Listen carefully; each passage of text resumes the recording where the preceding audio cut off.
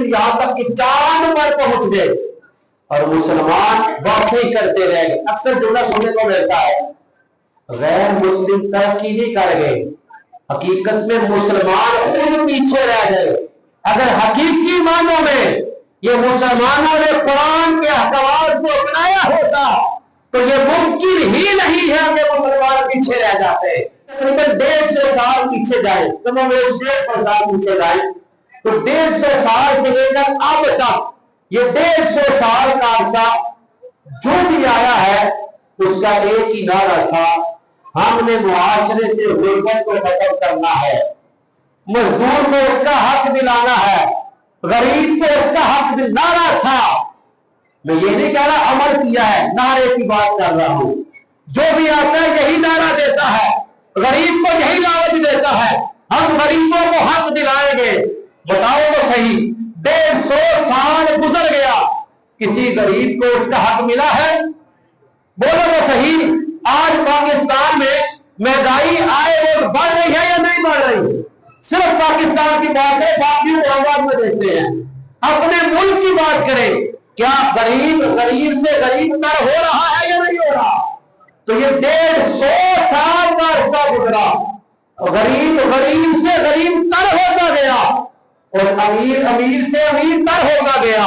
تو پتہ چلا 150 سال سے جو نعرہ لگ رہا تھا وہ نعرہ اب بھی لگ رہا ہے, لیکن اس پر عمل کوئی نہیں ہو رہا. یہ غربت ختم کوئی نہیں کر پایا, مزدور کو اس کا حق کوئی نہیں دلا پایا.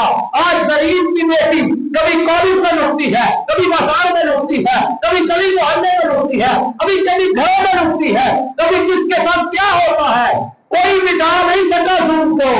قربان جائے, جب بندہ قرآن کے احکامات کو مٹاتا ہے تو پھر کس طرح یہ غربت مٹتی ہے.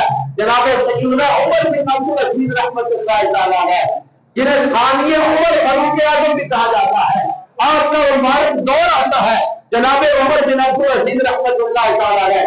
آپ نے تقریباً 2.5 سال, 150 سال نہیں 2.5 سال, اگر مہینوں میں کنورٹ کرو تو 30 مہینے, اور جو 150 سال تک غربت کو ختم نہ کر سکے حضرت عمر بن عبدالعزیز رحمۃ اللہ تعالیٰ نے صرف 30 مہینوں میں غربت کو کس طرح ختم کیا کہ وقت کا گورنر خط لکھتا ہے جناب حضرت عمر بن عبدالعزیز کو کہ آگے جا, زکات کے انبار لگے ہوئے ہیں لیکن حیرت کی بات ہے لینے والا کوئی نہیں, کوئی غریب رہا ہی نہیں ہے. یہ صرف 30 مہینوں کی بات ہے. وہ انقلاب برپا کیا. کیسے ہوا کہ 30 مہینوں میں زکات تو موجود ہے, زکات کے انبار لگے ہیں, لیکن لینے والا کوئی نہیں. کوئی گھر میں کہتا ہے میرے اوپر زکات واجب نہیں ہے, میں نہیں لے سکتا, میں نہیں لے سکتا. ارے معاشرے سے غربت کس طرح ملی ہے؟ جناب حضرت عمر بن عبدالعزیز نے یہ 30 مہینوں میں بتا دیا. ارے 150 سال کیا, 1000 سال بھی گزر جائے تو اس طرح غربت نہیں مل سکتی. اگر حقیقی معنوں میں غربت کو مٹانا ہے تو قرآن کے احکامات پر عمل کرنا ہوگا, قرآن کا نظام لانا ہوگا. قرآن جو رب نے بھیجا ہے اس کے بھیجے ہوئے احکامات پر عمل کر کے, اس کے احکامات کو اپنا کر, اس کے نظام کو فالو کر کے دیکھنا کیسے ترقی ہوتی ہے.